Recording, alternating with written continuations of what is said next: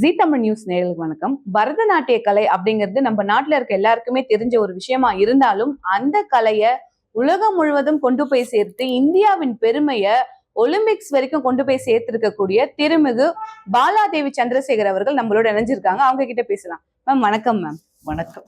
ரொம்ப ரொம்ப ரொம்ப ஒரு வாழ்த்துக்களை முதல்ல சொல்லிக்க விரும்புறேன். ஏன்னா ஒலிம்பிக்ஸ்ல போய் பரதநாட்டிய கலையை கொண்டு போய் சேர்த்திருக்கிறதுங்கிறது ஒரு சாதாரண விஷயம் இல்ல. அந்த நிகழ்வை பத்தி எங்க கிட்ட கொஞ்சம் விஷயங்களை ஷேர் பண்ணுங்க மேம். ஆமாம், இந்த ஒலிம்பிக்ஸுங்கிறது பாரிஸ் 2024 நடந்தது. அந்த விளையாட்டு துறையில் இருக்கிறவங்களை பார்க்கறத தவிர்த்து ஒரு கல்ச்சுரல் ப்ரோக்ராமாக பண்ணணும்னு இந்தியா ஹவுஸ்னு ரொம்ப ஒரு 100 வருஷத்துக்கு அப்புறம்னே சொல்லலாம், நம்மளுக்குன்னு ஒரு பெவிலியன் இருந்தது.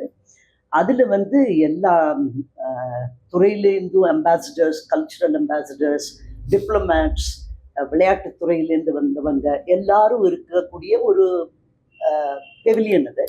அதில் என்னை பரதநாட்டியத்துக்கோசரம் நம்மளுடைய பாரம்பரிய கலையை எடுத்து அங்கே நான் ரெப்ரசன்ட் பண்ணது ரொம்ப ஒரு பெருமைக்குரியதுன்னு நான் நினைக்கிறேன்.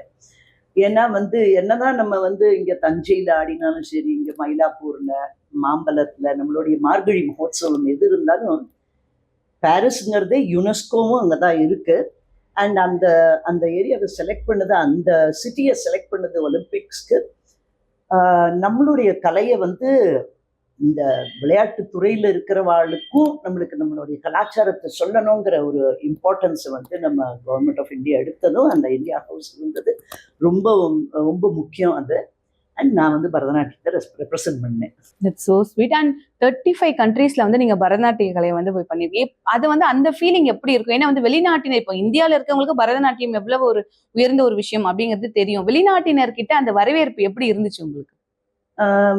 ஒரு ஒரு சமயம் எனக்கு என்ன தோன்றதுன்னா, இத்தனை கண்ட்ரிஸ், இத்தனை நாடுகளுக்கு போயிருக்கும்போது இந்தியா அப்படின்னாலே நம்ம கண்ட்ரியை ஒரு கலாச்சாரத்தோட தான் அது, அந்த நோக்கத்துல தான் பார்க்குறா எல்லாருமே. ஏன்னா நம்மளோட கலாச்சாரம் எப்படின்னா, நாட்டியம் மாத்திரம் இல்லை, நம்மளுடைய புடவையா இருந்தாலும் சரி, நம்ம நகையா இருந்தாலும் சரி, ஒரு பூ வச்சுக்கிறது, ஒரு பொட்டு வச்சுக்கிறது, எல்லாமே everything is part of the கலாச்சாரம்.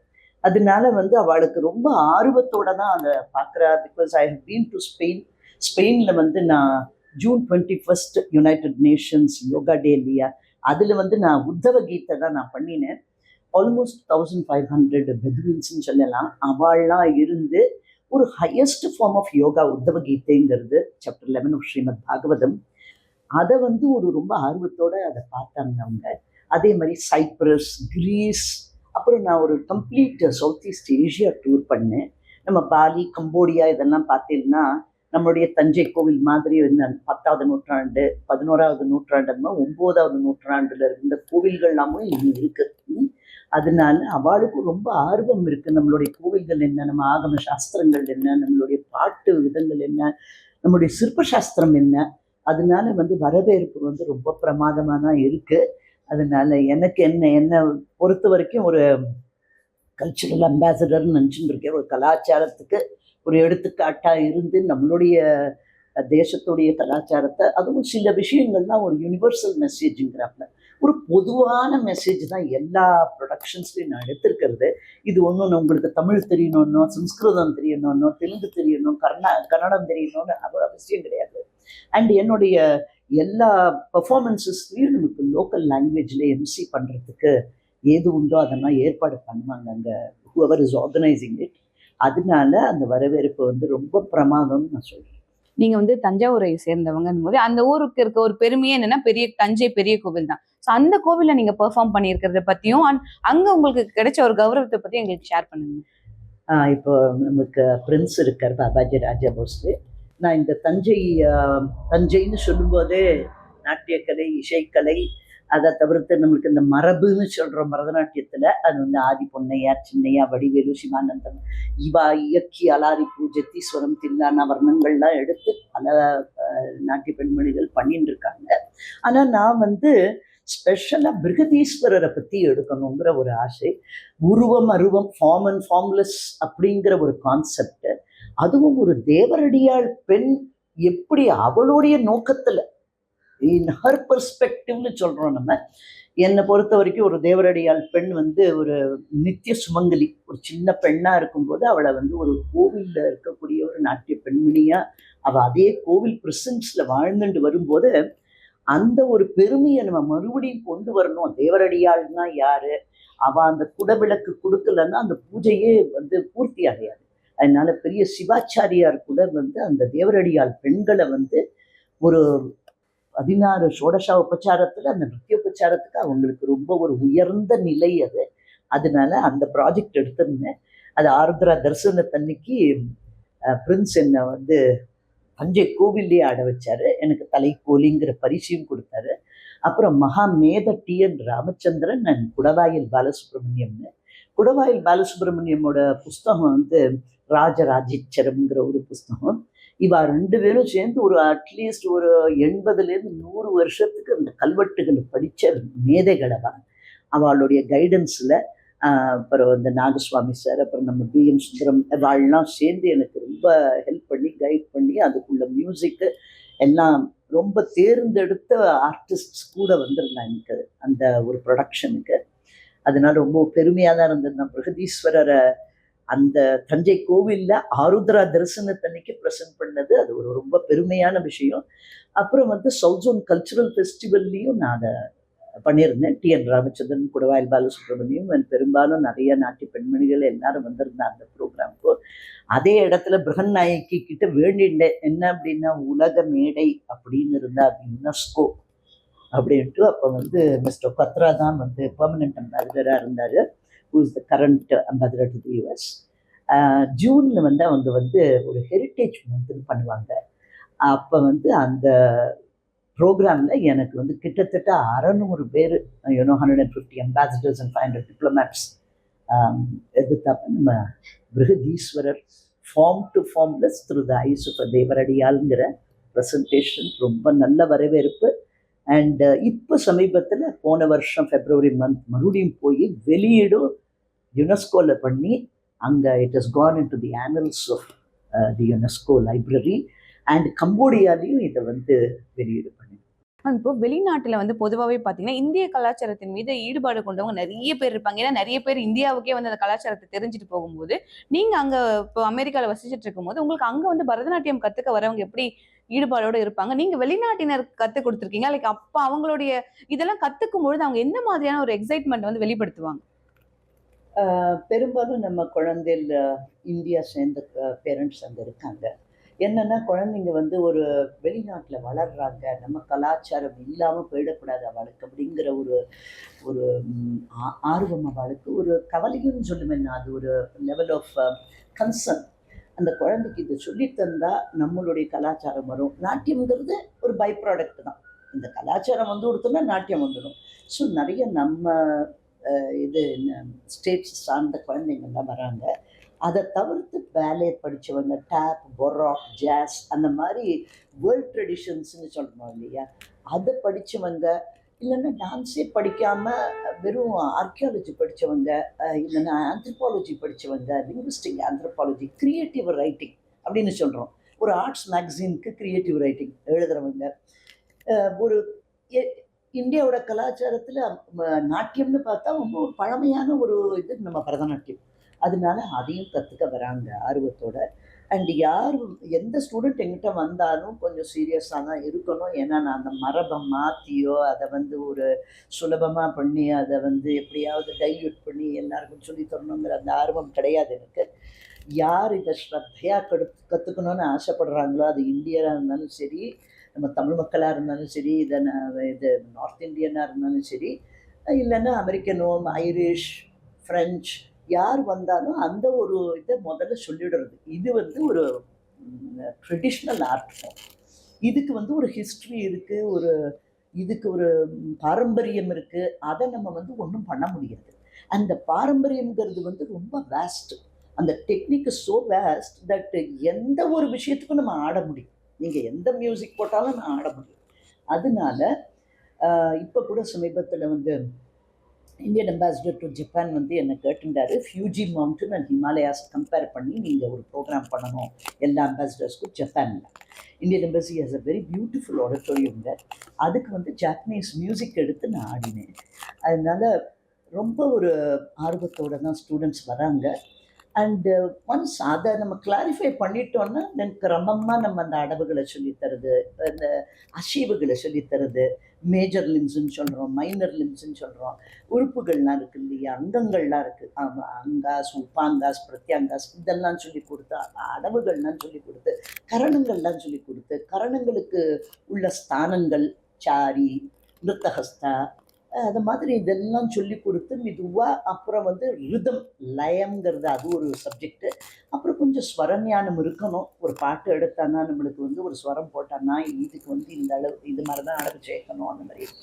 அதனால இதெல்லாம் கொஞ்சம் முன்னாடியே அவளுக்கு எல்லாம் சொல்லி கொடுத்து, இதெல்லாம் நம்ம சொல்லிண்டாதான் ஓரளவுக்கு நம்மளால ஒரு அலாரிப்பூவோ, ஒரு ஜெத்தீஸ்வரமோ, ஒரு சப்தமோ, இந்த மார்க்கமில் வரக்கூடிய ஐட்டம்ஸ் எல்லாம் சொல்லித்தர முடியுது. அதனால வந்து ரொம்ப புரிஞ்சுட்டு தான் எல்லா பேரண்ட்ஸும் வர்றாங்க. இண்டிவிஜுவல் ஆர்டிஸ்ட் வரவங்களும் ரொம்ப ஆர்வத்தோடு அதை வந்து முழுமையாக புரிஞ்சுட்டு வராங்க. ஏதோ ஒன்று பண்ணணும்னு இல்லாமல். ஏன்னா இந்த காலகட்டத்தில் வந்து இந்த ஐடி காலகட்டத்தில் எல்லாமே அவைலபிள். இங்கேயும் அங்கேயும் எடுத்து அதை ஒட்டி பண்ணினா அது சரியாக இருக்காது. அதை கிரமமாக கற்றுண்டு அதுக்குள்ள டெக்னிக்கை கற்றுண்டு அப்புறம் தான் நம்மளால் ஒரு க்ரியேட்டிவ் லெவலில் வர முடியும். இந்த டெக்னிக்கை வந்து எப்போதுமே ஒரு மாணவியாக இருந்து ஒரு ஸ்டூடெண்ட்டாக இருந்து கற்றுக்கணுங்கிற இது இருக்கணும். அதனால் நான் குருவாக இருந்தாலும் ரொம்ப கற்றுக்கணுன்னு ஆசைப்படுற ஒரு ஆர்டிஸ்ட், எப்போதும் ஒரு ஸ்டூடெண்ட்டாகவே இருக்கணுங்கிறது தான் என்னுடைய நோக்கம். நம்ம கட்டுறது கை மண்ணளவு, கற்கிறது கடலளவுன்னு சொல்கிறாப்புல இன்னும் நிறையா கற்றுக்கணும். அதனால வந்து பெரும்பாலும் மக்கள் வரவங்க இதை புரிஞ்சுட்டு வரங்கிறதுனால எனக்கு ரொம்ப ஈஸியாக இருக்குதுன்னு சொல்லி. இப்போ நீங்க பேசும்போதே பாத்தீங்கன்னா ஃபுல்லா அந்த பரதநாட்டியம் ஷோவை பாக்குற அளவுக்கான ஒரு மூமெண்ட்ஸ் உங்ககிட்ட இருக்கும். நீங்க எந்த வயசுல இருந்து மேம் பரதநாட்டியம் கத்துக்க ஆரம்பிச்சீங்க? எது உங்களை இதை கத்துக்கணுங்கிற ஆர்வத்தை வந்து தூண்டுச்சு?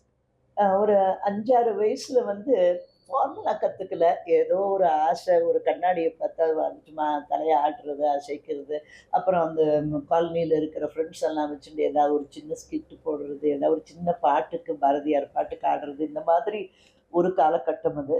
அப்புறம் வந்து சரி எங்கள் பெற்றோர்கள் வந்து இந்த குழந்தைக்கு ஒரு இன்ட்ரெஸ்ட் இருக்குது, இது கிரமமாக கற்றுக்கணும் அப்படிங்கிறதுனால ஒரு ரொம்ப தேர்ந்தெடுத்த ஒரு குரு ஜெயலக்ஷ்மி நாராயணன்னு அந்த குருக்கிட்ட அழைச்சிட்டு போனாங்க. அப்புறம் வந்து அவள்கிட்ட கற்றுருந்தேன். அது ஹைதராபாத்தில் இருக்கும்போது. அப்புறம் இங்கே வந்தாவிட்டு ஒரு மகா மேதைன்னு சொல்லணும் பரதத்துக்கு, பரதநாட்டியத்துக்கு, டாக்டர் பத்மா சுப்ரமணியம் அவர்கள்ட்ட இந்த பரதத்தை வந்து கற்றுண்டேன். இன்னமும் நான் எந்த ஒரு ப்ரொடக்ஷன் பண்ணினாலும் அவள்கிட்ட சொல்லி அவள்கிட்ட தான் எல்லாத்தையும் நான் பகிர்ந்துப்பேன். என்ன நான் பண்ண இருக்கேன், என்ன ஐடியா இருக்குது எனக்கு. அதையும் ரொம்ப ரொம்ப ஆவலோடு அவள் கேட்டுப்பா. அதை வந்து அவளால் முடிஞ்ச அளவுக்கு எனக்கு என்கரேஜ்மெண்ட் கொடுத்து, அதனால் வந்து பத்மா சுப்ரமணியன்ட்டு தான் இங்கே. உங்களுடைய முதல் அரங்கேற்றம் அப்படின்ற விஷயம் ஏன்னா அது எல்லாருக்கும் ரொம்ப முக்கியத்துவம் வாய்ந்த ஒரு விஷயம்தான். அது எப்படி இருந்துச்சு உங்களுக்கு? அதுல வந்து எப்படி உங்களுக்கு பாராட்டு, இந்த பாராட்டு தான் எனக்கு ரொம்ப ஒரு மகிழ்ச்சியை கொடுத்து என்ன அடுத்தடுத்த கட்டத்துக்கு வளர்த்துச்சு அப்படின்னா யாருடைய பாராட்டு? அப்படின்னு இல்லை, என்னென்னா எந்த ஒரு ப்ரோக்ராமுமே நம்மளுக்கு முக்கியம்தான். எல்லாமே ஒரு அரங்கேற்றம் தான். என்னை பொறுத்த வரைக்கும் எவ்ரி டைம் ஒரு ஆர்டிஸ்ட் வந்து மேடையை ஏறும்போது அது ஒரு பரீட்சை மாதிரி தான். ஏன்னா நான் போன வருஷம் என்ன பண்ணினேன், 15 வருஷத்துக்கு முன்னாடி என்ன பண்ணேன், 30 வருஷத்துக்கு முன்னாடி என்ன பண்ணினேங்கிறது முக்கியம் இல்லை. இது எல்லாமே ஏற்றப்பட்டது தான் இந்த எல்லா ப்ரொடக்ஷனும். ஆனால் ஒரு பர்டிகுலர் திங், நான் குழந்தையா இருக்கும்போது இந்த ராமாயணம் வந்து ஒரு கலாட்சேத்ரா ஸ்டைலில் வந்து இங்கேருந்து வந்து ஒரு குரு கற்றுண்டு அங்கே வந்து எங்களுக்கு அதை சொல்லும்போது நான் ஜட்டாயுங்கிற அந்த ஒரு ரோலை நான் பண்ணினேன். அதுக்கு வந்து எனக்கு ரொம்ப நல்ல ரிவ்யூ கிடச்சிது பேப்பரில். கிரிட்டிக்கெல்லாம் ரொம்ப நல்லபடியாக அதை எழுதினாங்க. இந்த ஒரு குழந்தைக்கு வந்து ஒரு பிரைட் ஃப்யூச்சர் இருக்குது நாட்டியத்தில் அப்படின்னு எனக்கு வந்து hardly I must have been ஒரு 13 வயசு இருந்திருப்பேன் நான். ஸோ அது வந்து ரொம்ப ஒரு ஊக்குவிச்சுது எனக்கு. ஏன்னா சரி நம்மளுக்கும் ஒரு இதில் ஒரு ஆர்வம் இருக்குது ஒன்று, அண்ட் கேப்பபிலிட்டின்னு சொல்கிறோம் இல்லையா, பண்ணக்கூடிய ஒரு சக்தின்னு சொல்கிறோம். அதுவும் வந்து கொஞ்சம் ரெக்கக்னைஸ் பண்ணி நிறையா பேர் என்கரேஜ் பண்ணாங்க என்ன. அதனால் I am very grateful and thankful award. இப்போ வந்து பரதநாட்டியம் பொறுத்த வரைக்கும் ஒரு தீம் எடுத்து தான் வந்து அதை பண்ணுவாங்க. இப்போ ராமாயண தீம் அந்த மாதிரி நிறைய இருக்கும்போது, உங்களுக்கு மனம் கவர்ந்த ஒரு தீமா என்ன இருந்துச்சு? இத பண்ணும்போது எனக்கு அப்படி ஒரு நிறைவ குடுத்துச்சு, அப்படிங்கிற மாதிரியான ஒரு விஷயம் இருக்கா?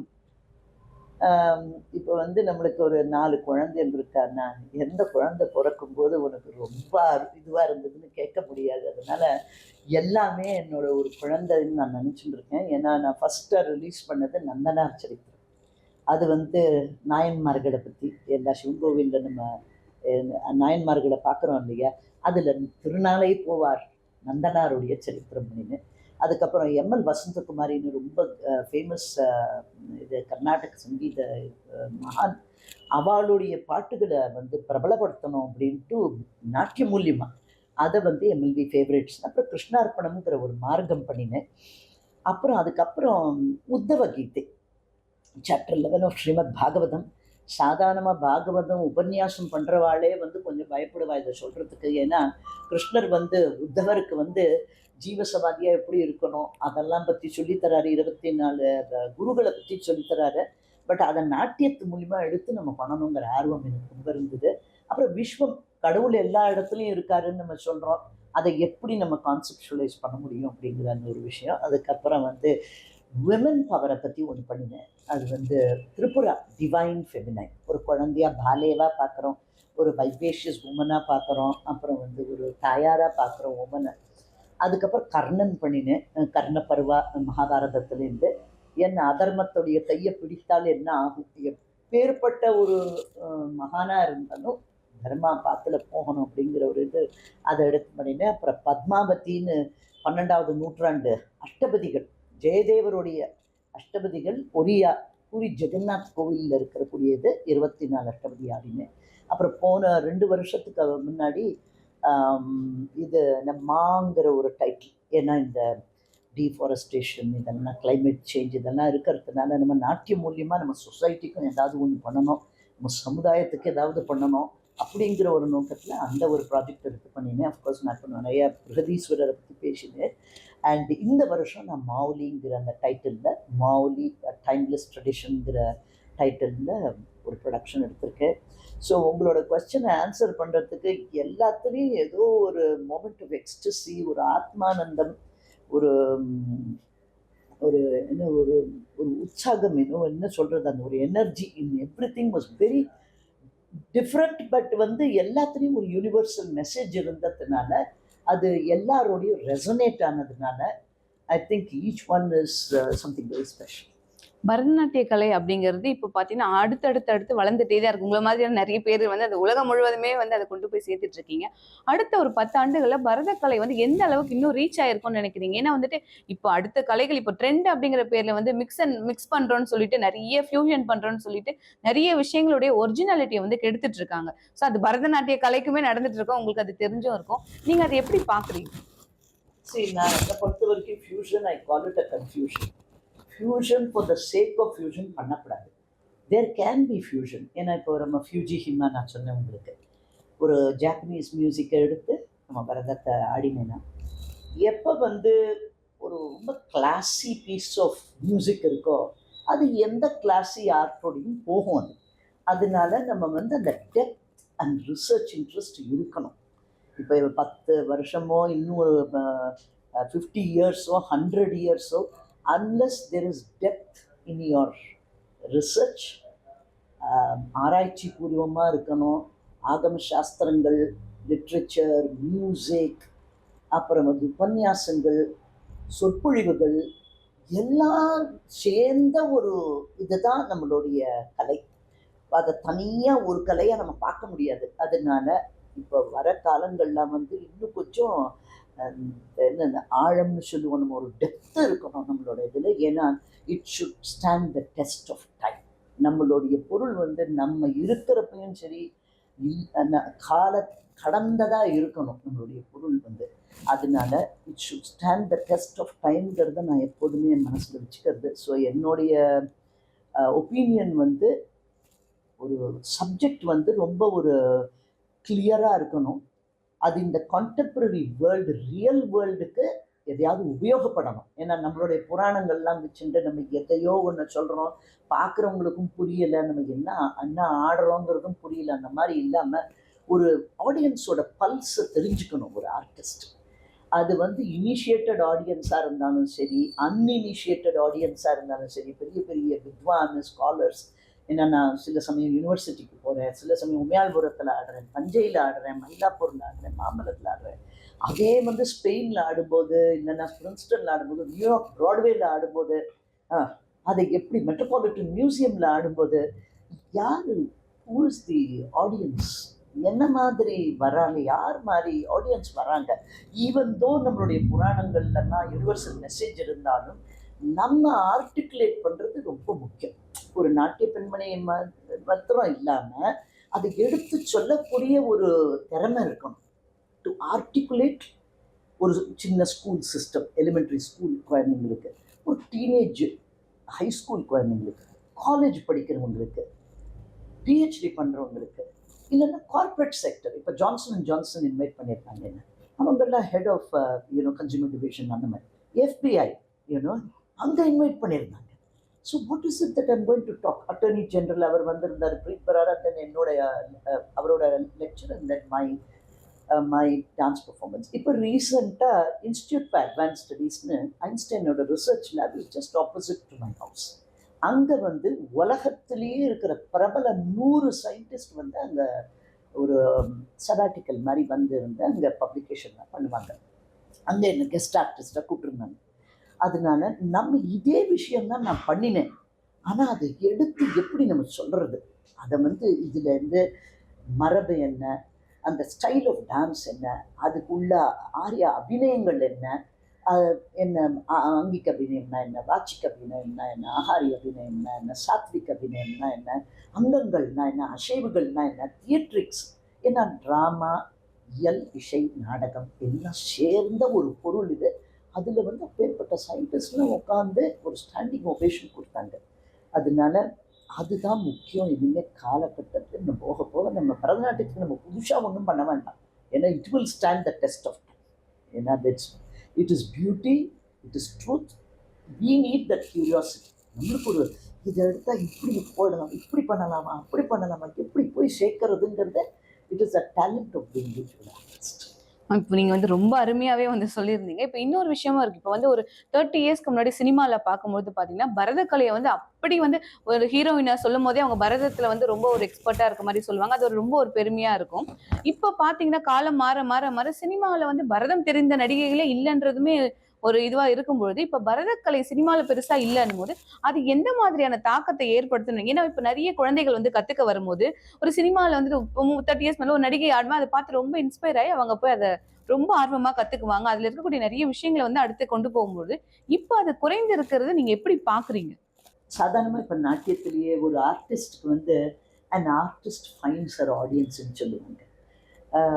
அண்ட் வாட்டர் ஃபைன்ஸ் இட்ஸ் லெவல்னு சொல்லுவாங்க. அதனால பெரும்பாலும் இப்போ ஃபிலிம்ஸ் எடுக்கிறது வந்து பாப்புலர் கல்ச்சர். எதை வந்து சீக்கிரமாக நம்ம எடுத்துகிட்டு போய் ஒருத்தரை வந்து கவர முடியுங்கிறது தான் பார்க்குறோம் நம்ம. இப்போ வந்து முன்ன காலத்தில் வந்து அப்படி கிடையாது. ஒரு அந்த லிரிக்ஸ்க்கு இம்பார்ட்டன்ஸ் கொடுத்தாங்க, மியூசிக் இம்பார்ட்டன்ஸ் கொடுத்தாங்க. அண்ட் சில மூவிஸ் இப்போ வருது, ஆல்மோஸ்ட் அதை வந்து நம்ம ஆர்ட் மூவின்னு நம்ம அதை வந்து டெக்ளேர் பண்ணிடுறோம். அந்த சாதாரண மூவியாக இருந்தால் கூட அது ஒரு ஆர்ட் மூவின்னு. அந்த மாதிரி இல்லாமல் இப்போ வந்து திருப்பி எனக்கு என்ன தோன்றுறது அப்படின்னா, ஒரு கட்டத்துக்கு மேலே நம்மளுக்கு அந்த பாப்புலர் கல்ச்சர், அந்த popular way of doing and diluting கொஞ்சம் போர் அடிச்சிடும். திருப்பி வந்துடுவோம், நம்ம இந்த மரபுக்கு, இந்த ட்ரெடிஷனுக்கு வந்துடுவோம். அதனால ரொம்ப ஒரு ஆர்வமாக நான் கேட்டுக்கிறது என்னென்னா, film producers, documentary movie makers இவாளும் வந்து இதை வந்து ஒரு இம்பார்ட்டன்ஸ் கொடுத்து, ஏன்னா நம்ம தமிழ்நாட்டில் இருக்கிற கோவில்களும் இங்கே இருக்கிற ஆகம சாஸ்திரங்களும் அந்த பொக்கிஷம்னு தான் நான் நினச்சிட்டு இருக்கேன். சுவடிகள் நம்ம நாட்டில் இருக்கக்கூடிய இதெல்லாம் வந்து உலகம் பூரா ஆர்வத்தோடு அதை பார்க்குறா, ஆசைப்படுறா. அதனால வந்து நிச்சயமாக இது திரும்பி வருங்கிற ஒரு நம்பிக்கை இருக்கு எனக்கு. அண்ட் வந்து நம்மளும் வந்து இப்போ நம்ம நிறைய விஜய் டிவி சீரியல் பார்க்குறோம், சன் டிவி சீரியல் பார்க்குறோம். அந்த சீரியலில் கூட ஒரு சீரியல் இது மாதிரி இருக்கலாமே அப்படிங்கிற ஒரு ஆசை எனக்கு. அது நிச்சயமா யாராவது ஒரு producer, director, film producers, movie makers அதை வந்து நிச்சயமா எடுப்பாங்கங்கிற ஒரு நம்பிக்கை இருக்கு எனக்கு. ஏன்னா இது வந்து அப்பேற்பட்ட ஒரு சப்ஜெக்ட். இப்ப உங்களை பார்த்துட்டு நிறைய குழந்தைகள் வந்து கத்துக்கணும்னு வருவாங்க. அவங்களுக்கு நீங்க சொல்லக்கூடிய பாசிட்டிவ் மெசேஜ் என்ன? பாசிட்டிவ் மெசேஜ் என்ன அப்படின்னா, படிக்கணும், செய்யணும். ஏன்னா I have 3 masters and I work 22 வருஷம் கார்பரேட் லைஃப்ல இருந்தேன்னா. ஏன்னா ஒரு பெண்ணுக்கு வந்து படிப்பு ரொம்ப முக்கியம். அண்ட் தன் சொந்த காலில் நிற்கணும், ஃபைனான்ஷியலி அண்ட் இன்டெலெக்சுவலி. அதோடு சேர்ந்து ஒரு கலை இருந்தானா, ஒரு நான் எப்போதும் என்ன நம்புறேன்னா, ஒரு ஹையஸ்ட் லெவலில் எதுவுமே ஒரு கலை தான். ஒரு நீங்கள் ஃபெடரர் எடுத்துக்கோங்க, மெஸ்ஸி எடுத்துக்கோங்க, ஆர் ஐன்ஸ்டைன் எடுத்துக்கோங்க. அவள்லாம் அச்சீவ் பண்ணது என்னன்னா ஒரு ஆர்ட் தான். அது at the highest form everything is a piece of art. அதனால என்னை பொறுத்த வரைக்கும் இதை படித்தா அவங்களுக்கு மேத் பண்ணினாலும் சரி, இன்ஜினியரிங் பண்ணாலும் சரி, அவங்க இன்டர்நேஷ்னல் பாலிட்டிக்ஸ் படித்தா, எக்கனாமிக்ஸ் படித்தாலும் சரி, அது பியூர் மேத்தாக இருந்தாலும் சரி, நிச்சயமாக அது பயன்படும். ஏன்னா வந்து நம்ம இந்த இதில் என்ன சொல்லித்தரோம் அப்படின்னா, ஒரு ஃபோக்கஸ், அட்டென்ஷன் டு டீட்டெயில்ஸ், ஒரு இன்டெகிரிட்டி, அந்த ப்ராசஸை ஃபாலோ பண்ணக்கூடிய ஒரு கேப்பபிலிட்டி, இதெல்லாம் தான் நம்மளுக்கு வேணும். எதை படித்தாலும் இந்த பேசிக் குவாலிட்டிஸ் வேணும் நம்மளுக்கு. அதனால நான் அவள்கிட்ட என்ன சொல்கிறதுன்னா, இதை வந்து வாழ்நாள் கூட நீங்கள் வச்சுக்கோங்க. எல்லாரும் நாட்டிய பெண்மணியும் ஆகணுங்கிற அவசியம் கிடையாது. அதில் ஆர்வம் இல்லாமல் இருக்கலாம். அதை சார்ந்த ஏதாவது பண்ணலாம். நம்ம ஒரு எம்சி பண்ணுறது ஒரு ப்ரோக்ராம்க்கு, or lighting for a dance performance, or making a movie. இப்போ ஒரு ஸ்டூடெண்ட், என்னுடைய student actually she is working for Amazon Prime. இன்னொரு ஸ்டூடெண்ட் வந்து she is started an arts organisation and she is doing art diplomacy. இப்போ ambassadors diplomacy இருக்குது. You can connect continents and countries through arts. அதனால ஆர்ட்ஸுங்கிறது, fine ஆர்ட்ஸுங்கிறது, you can make your life a fine art. அதனால நான் என்னுடைய advice to the students, இதை ஆர்வமாக கற்றுக்கங்க. வாழ்க்கையில் இதை விடப்படாது. என்ன ஒரு சூழ்நிலையிலையும் இது வந்து உங்களுக்கு வந்து it will give you peace of mind and joy. ரொம்ப ஒரு சந்தோஷத்தை ஏற்படுத்தி கொடுக்கும் உனக்கு. வெதர் நம்ம ஸ்டேஜில் ஆடினாலும் சரி, ஸ்டேஜில் ஆடாட்டாலும் பரவாயில்ல, நம்ம வீட்டிலேயே ஒரு தில்லான ஆடினா கூட ஒரு மகா ஆத்மானந்தமாக இருக்கும். அதனால that is my sincere advice. And ஒரு நாட்டிய பெண்மணியாக வரணும் அப்படின்னா அதுக்குள்ள பயிற்சி, அதுக்குள்ள ஒரு இன்டென்ஸ் கான்சன்ட்ரேஷன் அண்ட் ஃபோக்கஸ், இதெல்லாமும் ரொம்ப முக்கியம். அண்ட் மல்டி டாஸ்க் பண்ணணும். ஆஃபீஸையும் பார்த்துக்கணும், குடும்ப வாழ்க்கைன்னு என்டர் பண்ணிட்டோன்னா ஹோம் மேக்கர், குழந்தை எல்லாம் இருக்கு இல்லையா. ஸோ எல்லாத்தையும் பார்த்துட்டு இதை பண்ணணும் அப்படின்னா இட் டிபெண்ட்ஸ் ஆன் ஒருத்தருடைய ஆர்வம், ஹார்ட் ஒர்க். எவ்வளோ ஒர்க் பண்ணியிருக்காங்களோ அதுதான் உங்களுக்கு பரிமளிக்கும் ஸ்டேஜில். கண்டிப்பா மேம். பரதக்கலை குறித்து பல்வேறு விஷயங்களை எங்களோட பகிர்ந்துக்கிட்டீங்க. நன்றி மேம்.